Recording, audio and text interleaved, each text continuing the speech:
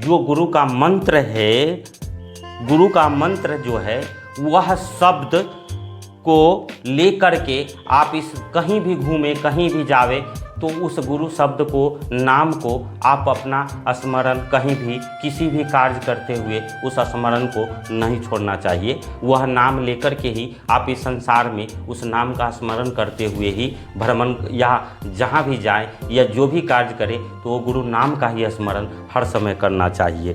जैसा कि उन्होंने बताया है किसके लिए हम किसके मतलब किस नाम के लेकर के मैं जो है यह जो है तो वो गुरु नाम का है कि गुरु नाम को लेकर के आप जो है गिनना चाहिए। ब्रह्म स्थान को लेकर आप भव सागर से जब आप गुरु नाम को लेकर के आप चलेंगे तो ब्रह्म स्थान को लेकर के जो है आप ब्रह्म के जो आपका अंतिम रास्ता जो है वह ब्रह्म है। आपको जब आपको गुरु नाम की जो दीक्षा दी जाएगी उसका अंतिम जो विकल्प है वह ब्रह्म प्राप्ति है।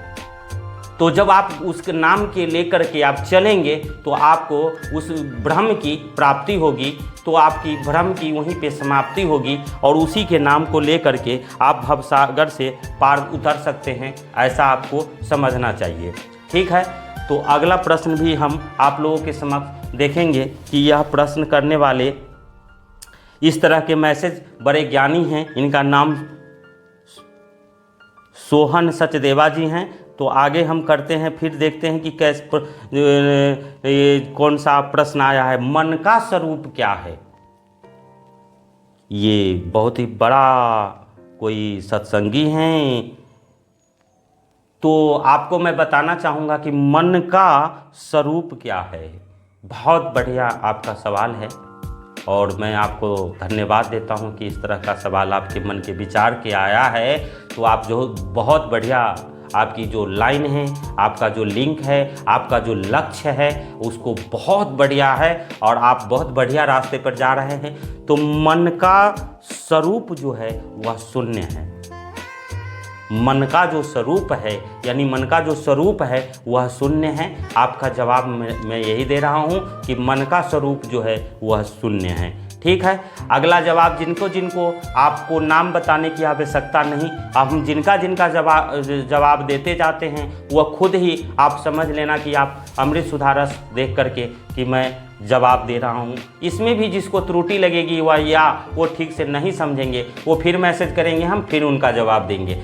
हमें इसमें कोई ये नहीं है, ना ही मुझे कोई इस बात का अहंकार है और ना ही मुझे कोई ग्लानि है कि मैं बार बार एक ही शब्द का सवाल का जवाब दूं। इससे मुझे कोई ऐसा नहीं लगता, क्योंकि जो मतलब सत्संग टाइप की जो भी लोग होते हैं वह यह इसमें जो सवाल करते हैं वो आपको सुनने में बहुत ही जटिल लगता है, लेकिन सवाल बहुत ही बढ़िया होता है और उसको सुन करके आपको आनंद भी आता है।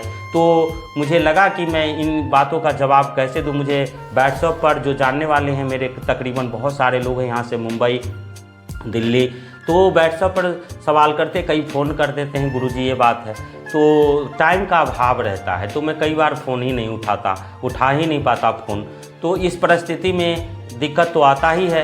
तो इसके लिए मैं यह सभी का जो बढ़िया सवाल है वह मैं रखता हूं और फिर मैंने यह कोशिश किया कि इस अमृत सुधा के माध्यम से मैं आप लोगों को जवाब भी इसी माध्यम से देता रहूँगा। तो आज मेरा यह जो यह जो प्रोग्राम है यह उन्हीं के बातों का जवाब देने के लिए बना हुआ है। तो मन का स्वरूप जो है वह शून्य है, आप समझ गए होंगे। चलिए आपका जवाब के बाद दूसरा मैं देखता हूँ कौन है। पवन का आकार क्या है? अच्छा जी, पवन का आकार क्या है? देखिए, पवन का कोई आकार नहीं है, यह आप लोग भी समझते हैं, इसलिए पवन का आकार निराकार है। यही आपका जवाब है, पवन का आकार निराकार है, यह हम सब लोग भी समझते हैं और यह कोई है। लेकिन हाँ, आपका सवाल अच्छा लगा, आपने यह बात कही और इसके लिए आपको धन्यवाद। आप इसी तरह के सवाल करते रहिए तो ज़रूर कुछ न कुछ आपको बेनिफिट मिलता रहेगा। और चलिए कोई बात नहीं है, बढ़िया है। लेकिन यह इसका जो है जवाब है कि पवन का जो आकार है वो कोई आकार नहीं है, ये निराकार है।